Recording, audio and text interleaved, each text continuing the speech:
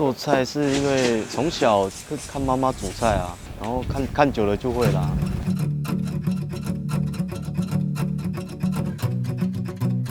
国中比较早放学啊，有时候妈妈在忙，就去自己煮啊，没有人教，就是看她怎么煮，然后就跟着学这样子啊。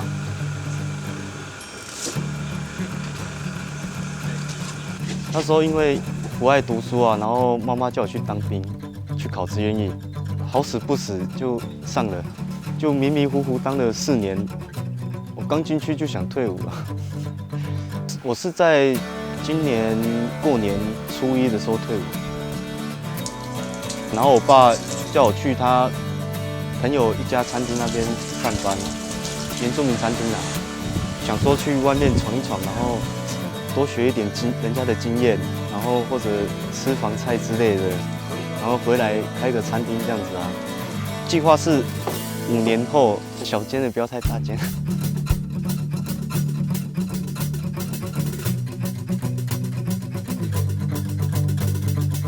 今天我准备了9道菜，第一道就是阿美族最平常的糯米饭。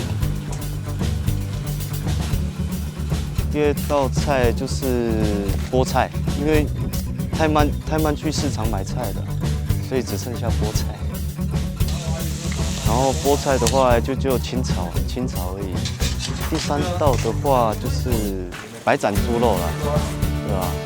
有搭配洋葱。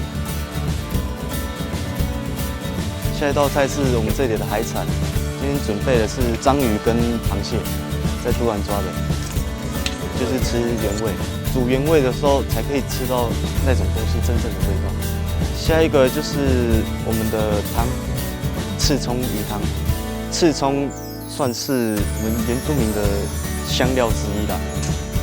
再来这一道就是螺肉，也是先爆香嘛，然后再加下去炒。然后最后要起来的时候放9层塔，提香味。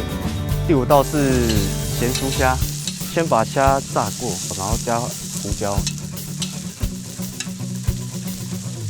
本来秋葵是没有要准备的啦，是因为自己有种，然后刚好又长出来，所以就拿来加菜了。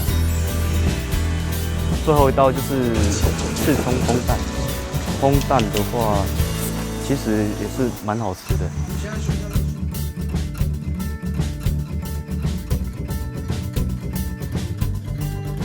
煮菜在想什么？想它什么时候熟啊？当然是想煮好吃一点啊，对吧？